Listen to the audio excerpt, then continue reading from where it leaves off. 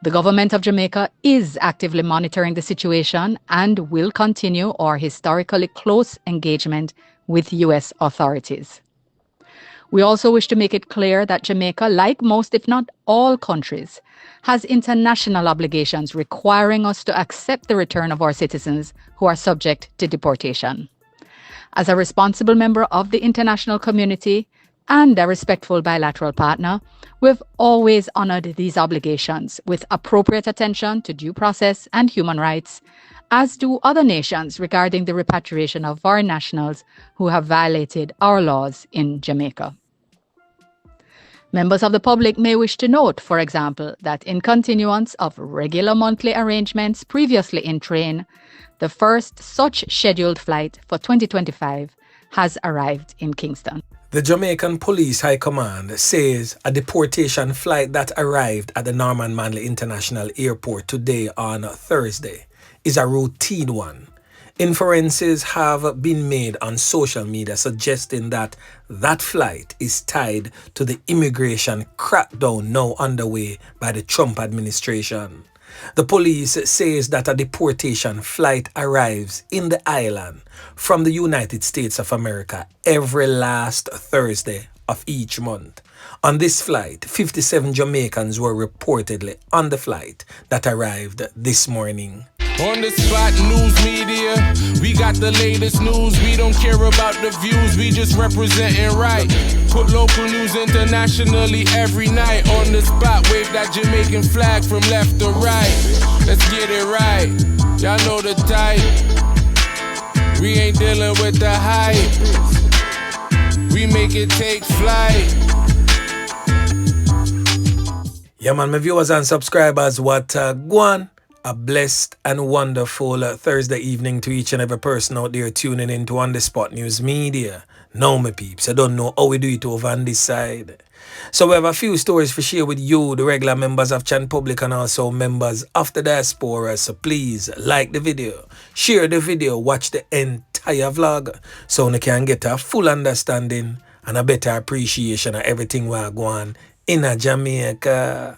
So watch it now, my peeps. We're going to kick it off in the evening with some international stories coming out of Daytona Beach in Florida, where this Jamaican criminal element presently on your screen is facing deportation after he was busted again for loads of the illicit white drug, the white powdery substance that we call the white lady. He had also in his possession 15 pounds of meth, according to the Volusia police. Yeah, man.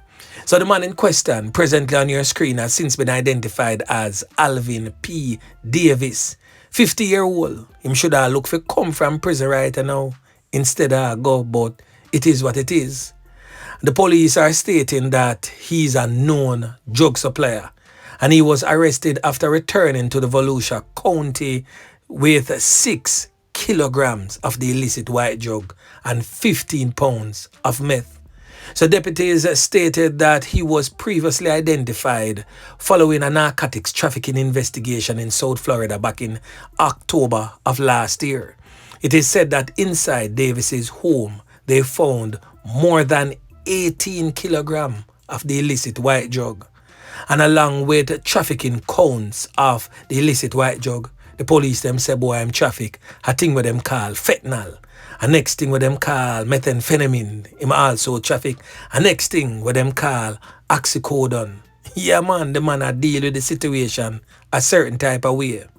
So the criminal element Davis was tracked down on Monday, entering the Volusia Mall parking lot, where he sorted through packages appearing to contain the illicit white drug in the back of his car. The police also stated that a warrant of his Volusia County home revealed cash and packaging consistent with narcotics trafficking. So on your screen, you're going to see some of the packages, the cash, and all of that with them seize from his home. So according to the sheriff's office, Davis came from Jamaica to the US on a work visa. The Department of Homeland Security was contacted and a detainer was placed on him to revoke his legal status. Officials stated that they will initiate deportation after he faces criminal charges. Davis was arrested and charged with trafficking the illicit white drug and meth. He's been held without bond presently. And still in the United States of America, a US judge sentences a Jamaican to 7 years for lottery scamming and orders over 1 million United States dollars in restitution. Yeah, man. So out of Charlotte in the United States, a federal judge has sentenced a Jamaican citizen to prison for operating a Jamaican-based fraudulent lottery scheme. The U.S. District Court judge sentenced 40-year-old Jamaican Linton Stewart to 7 years in prison after he had initially pleaded guilty on August 3rd of 2023 to one count of conspiracy to commit mail and wire fraud in the Western District of North Carolina. So the criminal element Linton Stewart was also ordered by the court to pay over a sum of 1.1 million United States dollars in restitution. According to court documents, as a part of his plea, Stewart acknowledged that from approximately 2010 through at least August 2016, he led a fraudulent lottery fraud scheme in which he and his co-conspirators targeted victims in the United States of America.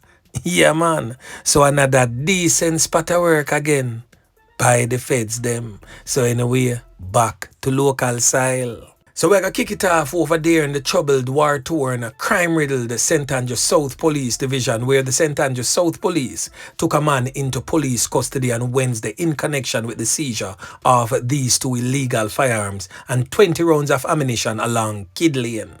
The St. Andrew South Zone 1 operational and support team carried out a snap raid along Kid Lane at number 24 Kid Lane sometime around 10 p.m. During a search of the premises, the police found a Browning 9mm pistol with 1 magazine containing 15 cartridges and a Taurus 9mm pistol with 5 live 9mm cartridges. A 33-year-old factory worker of the same address was arrested for that illegal find. His name is being withheld by the police pending further investigations. Yeah, man. Now over there in the troubled, war-torn, crime-riddled St. Catherine North Police Division, the anti-gang task force nabbed one of their top 10 most wanted. So one of the top 10 most wanted men listed by the National Assault and Gangs Unit of the Joint Anti-Gang Task Force has been arrested. The criminal element is presently on your screen, and he has since been identified as 46-year-old Glendon Amos, otherwise known as Bull. Bull has been featured on this channel several times as deemed as wanted by the St. Catherine North Police for a slew of gun-related charges to include that of a fatal knockings and clappings. Bull is from the Commodore District in Linstead, St. Catherine. The task force says that Amos was nabbed in an intelligence-led operation on Wednesday with the support of the Specialized Operations and the St. Catherine North Police.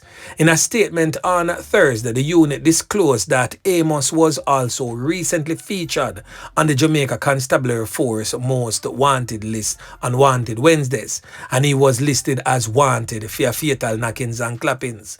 He was also wanted for December 18th, 2022, fatal knockings and clappings of a man identified as Sean Paul, otherwise known as Chala, that took place in Buena Vista in Commodore. Amos is also linked to several other serious and violent crimes in the St. Catherine North Police Division and also adjoining parishes. During Wednesday's operation, the police stated that Amos attempted to evade capture by providing a false name, but little did he know that his face has been plastered all over social media. So that couldn't trick the squad of them, even if you bleach and trim off your hair or grow locks. Amos, you're way too wanted for the squad of them miss that. Yeah, man. So when he was intercepted in Monique, police stated that Amos identified himself as Glenn Williams. A second man was also in the motor vehicle that was intercepted by the police, and he was identified as a 27-year-old Mason. He too was also detained. The police stated that Amos' capture demonstrates the joint unit's commitment in tackling crime and bringing perpetrators to justice. Meanwhile, the security forces are appealing to citizens to provide information to aid in the fight against crime. So if you don't know something, please say something. Yeah, man. So we're going to backtrack a little bit. We should have talked about the East Kingston issue here before we got to talk about the St. Catherine North one, but it is what it is sometimes. So over there in the Kingston Eastern Police Division, Deputy Superintendent of Police, that's DSP Michelle Campbell, is seeking to downplay reports of a flare-up of gang activity in the community of Southside. So, I'm going to say this to you still, DSP, if the people them say, I saw it go. Sometimes we need to listen to the people them. Because when you figure out what go on, the puss already fly out of the bag. Yeah, man. So if the people them say, yo, a undercover war a go on, or a undercover war a brew, put things in place, for fix it, for nip it in the bud before it explode in the face and get uncontrollable. So what On The Spot News Media did, we make some checks in the streets of Southside, and it revealed to us that tensions in the community have been rising since the weekend, with a series of knockings and clappings and a suspected case of arson. But DSP Campbell confirmed the knockings and clappings, but stated that there was no report of a suspected arson. DSP Campbell says that the incidents were carried out by the same man and were not perpetrated between gangs. She says, however, that her team is on the lookout for reprisal acts. DSP Campbell says she led her community policing team on a walk through the community on Wednesday. So now we're going to hear from DSP Michelle Campbell, who weighs in on this latest spate of violence affecting her police division. Listen. We know there are some gang activities potential because it has not started yet. So for persons to be saying that there is a flare-up with gang activity, that is not true. It is just one person who decided to give trouble. There is no flare-up. It is one person. The two incidents, it is just one person. So it's not like you trouble me and then I trouble you back. You know that kind of situation? No, that has not happened. What we know is that he is from one gang, and I think the gentleman who got shot is aligned to another gang. His brother is a gangster. We don't know him to be involved with anything, but we know that his brother is part of a gang. So it's not like gangsters are shooting at each other and people, storing for cover and all of those things. That is not happening. It is just one person who decided to go rogue. We are looking out because you know that if you trouble one gang, then, reprisal is likely. So yesterday, my CSS team, my community safety and security team, we went in the area to do some reassurance because my detectives, they have been working the ground to, solve the crime. And so yesterday we went in the area, myself, 2 inspectors, 13 other ranks. We walked through the entire area, spoke to residents, reassuring them that we are doing what we can and so encouraging them to stay safe.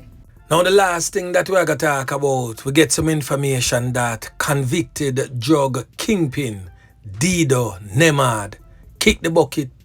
And when time we say kick the bucket, it simply means he's no longer among the land of the living. So the former St. Anne's-based businessman and drug convict, Norris Deedo, aka Deedo, is no longer with us. Nembhard is reported to have lost his life in the hospital in Montego Bay, St. James earlier this week. He was 73 years of age. Nembhard spent 5 years in custody in Jamaica and the United States before being convicted on drug-related charges in 2009 in a U.S. federal court. So I'm going to give you a quick rundown on who was Norris Deedo Nembhard, as he was one of 2 men on a high-profile extradition under the Bruce Golding-led administration. So Norris Deedo Nembhard was publicly known as a wealthy, upstanding businessman who ran what one would say a successful trucking and construction company in the Garden Parish of St. Ann.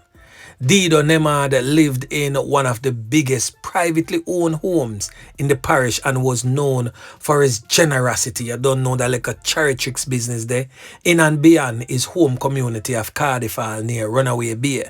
So when news broke that the then 52-year-old was arrested by Jamaican police after the US government issued an extradition request for him in 2004, very few people were convinced that they were speaking about the same person, and them I wonder if law enforcers has picked up the right man. For Deedo was such a quiet and humble man who, according to one friend, never had a visa or had never been to Kingston. Lies with the Kingston part. The US DEA stated that Deedo conspired with Liebert Rancharan, Donovan Williams, Rodroy Williams, Herbert Henry, Vivian Daly, Glenford Williams, and a Colombian national to run a sophisticated drug network between Jamaica and the United States. Specifically, the DEA stated that they were accused of using go-fast boats to move the illicit white drug from the northeast coast to Florida via Jamaica. The DEA stated that it conducted raids at warehouses in Jamaica and seized 600 kilograms of the illicit white drug destined for the United States of America. So on the 1st of June 2004, Deedo was designated a drug kingpin by the US President at the time, George Bush. Deedo hired a top-flight lawyer to fight his extradition case and spend 4 years in detention at the Horizon Remand Center. The extradition fight was watched keenly by the United States authorities as Deedo's lawyers went into battle with the courts, Attorney General Dorothy Lightburn and the National Security Minister at the time, who was Trevor McMillan. On the morning of July 4th, 2008, Deedo and his 4 co-conspirators lost their final appeal and became eligible for extradition.